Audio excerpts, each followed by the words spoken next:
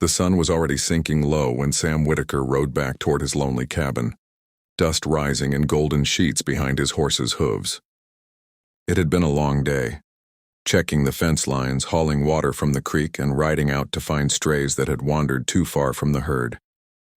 Boone, his massive brindle-coated dog, padded silently alongside, tongue lolling but ears always pricked.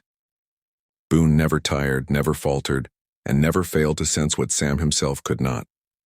The horizon was painted with streaks of blood red and copper, the kind of sky that made men superstitious.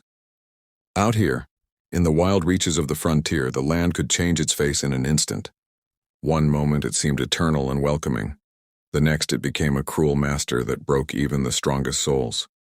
Sam's cabin stood on a rise overlooking the stretch of plains that gave way to dark timber.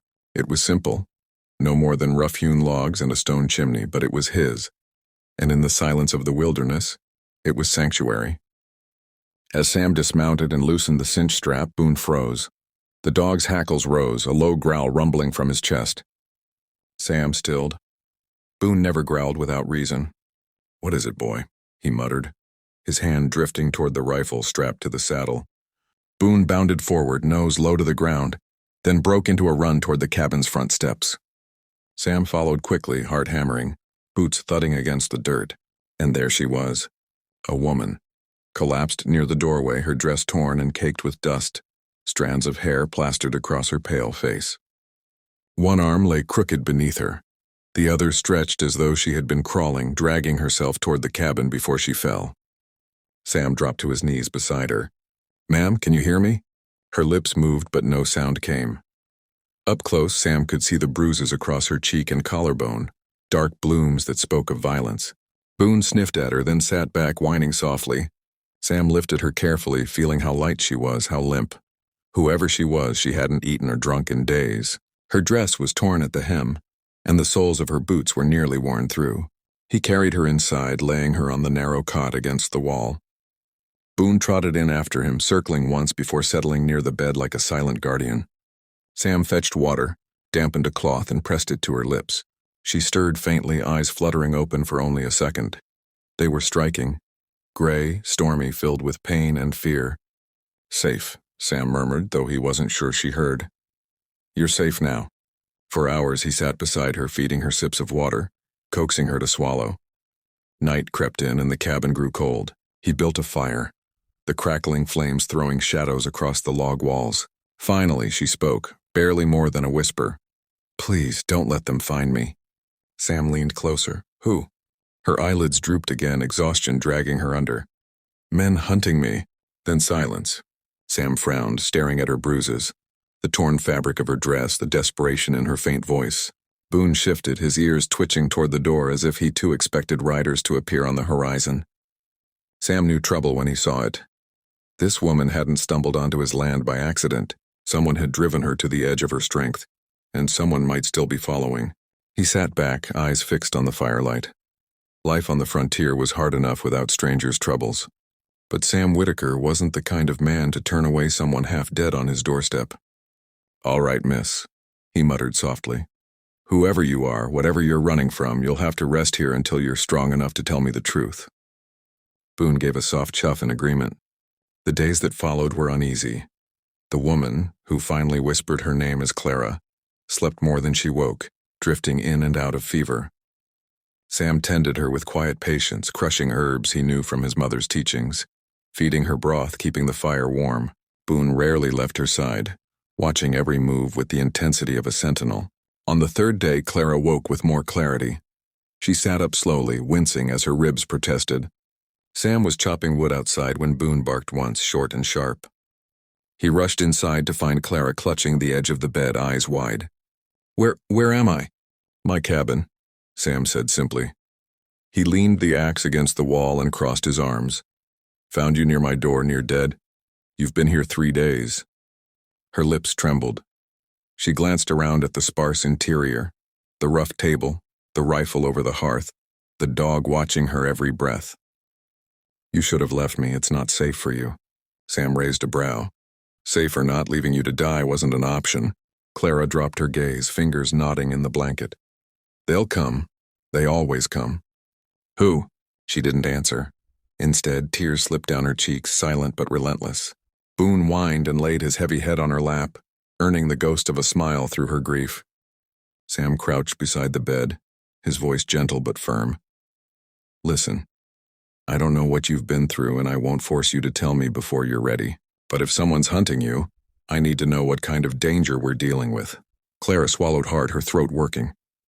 Finally, she whispered, Men with guns. Men who don't forgive. Sam's jaw tightened. He had no doubt now. This woman carried a past that could burn them both if it caught up. But before he could press further, Boone's ears shot up. He turned toward the door, lips curling back in a silent snarl. Sam followed the dog's gaze, listening. The faint thunder of hooves rolled across the plains. Trouble was coming. The morning after Clara revealed her past, the air hung heavy with silence.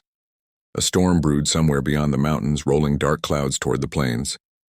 Sam felt it in his bones, the same way Boone felt the tremor of hooves before men appeared on the horizon.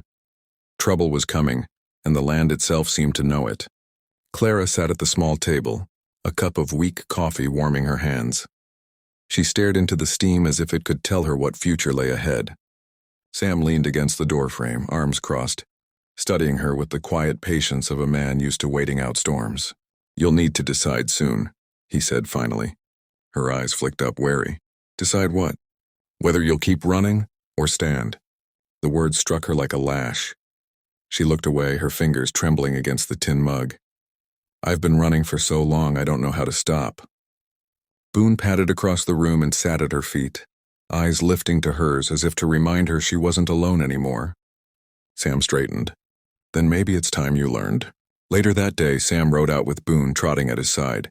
He circled the land for miles, studying every ridge and hollow. He found tracks, fresh, sharp, the kind of tracks that didn't belong to wandering cowhands. These men were circling, searching. When he returned to the cabin, Clara was outside gathering kindling. She looked small against the wide, endless plains, her hair pulled back loosely, the bruises on her face fading to faint shadows. You shouldn't be out here alone, Sam said sharply as he dismounted. She startled, dropping the bundle of sticks. I know what you were doing. He cut in, softer now. But if they're near, you can't risk being seen. Her shoulders sagged, but she nodded. Boone nudged her hand as if forgiving her fear. That night, as rain lashed the roof and thunder rolled, Clara found her courage in the fire's glow. If I stay, she said, voice low, they'll come for you too. Sam met her gaze, steady as stone. Then let 'em come. The storm outside howled.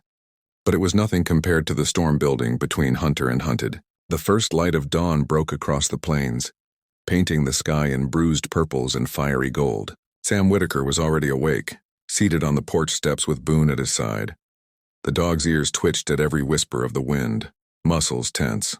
He knew, as surely as Sam did, that the riders would come today. Inside, Clara stirred. She had slept little, haunted by dreams of fire and gunshots, of her brother's voice fading into the night.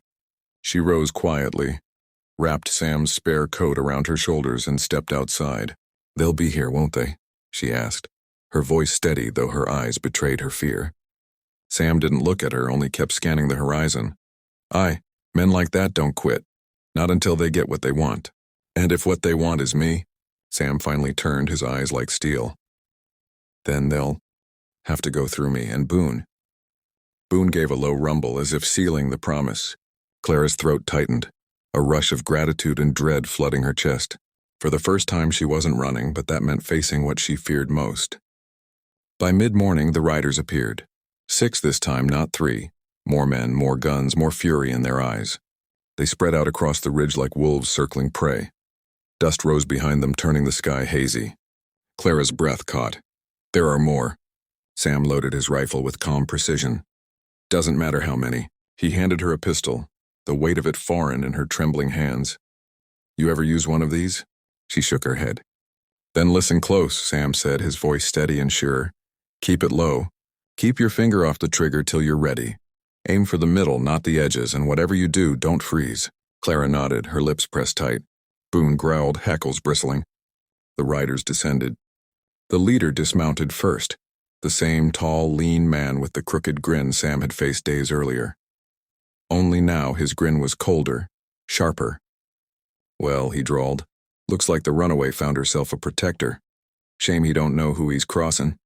Sam stepped forward, rifle raised but calm. She's under my roof now. You want her, you'll have to take her by force. The leader chuckled darkly. That was the plan. With a snap of his fingers, the men fanned out, guns glinting. Boone launched forward, a blur of muscle and fury, teeth sinking into the arm of the nearest rider. The man screamed, firing wildly as he toppled from his horse. Chaos exploded. Gunfire cracked. Horses reared. Clara pressed herself against the cabin wall, pistol clutched tight. Sam fired once, twice, each shot deliberate, each man who advanced dropping to the dirt. But there were too many. The leader fired at Sam, the bullet grazing his shoulder. He staggered but held his ground. Boone snarled, dragging another man down in a spray of blood and dust. "Clara," Sam shouted, his voice like thunder. "Now!" Heart-pounding, Clara raised the pistol. She squeezed the trigger. The shot rang out, striking one of the men in the chest. He fell, shock etched on his face. Her hands shook, but she didn't stop. For the first time, she fought. The battle raged, dust and smoke choking the air. Boone tore through the attackers with the savagery of a wolf. Sam's rifle cracked until it clicked empty. Then he drew his revolver, firing with deadly calm. Clara stayed low, firing when she could, each shot fueled by the memory of her brother's death. When the smoke cleared, only the leader remained. His men lay scattered across the dirt, groaning or silent. Boone's chest heaved, his coat streaked with blood, some his, most theirs. The leader stared at the ruin around him, then at Clara. His grin twisted into something venomous. "You think this is over?" he spat. "You'll never be free. Men like me, we don't die easy." Sam stepped forward, revolver aimed squarely at the man's heart. "Then you ain't met me." The leader drew, but Sam was faster. One shot. The man fell, his grin finally gone. Silence fell, broken only by the wind whistling across the plains. Clara dropped the pistol, her body shaking with relief and grief all at once. Boone limped toward her, pressing his massive head against her side. She sank to her knees, burying her face in his fur, sobbing freely. Sam stood over the battlefield, chest rising and falling, eyes scanning the horizon one last time. Then he holstered his revolver and turned back to the cabin. "It's done," he said simply. Clara lifted her tear-streaked face. "Is it? Will they ever stop coming?"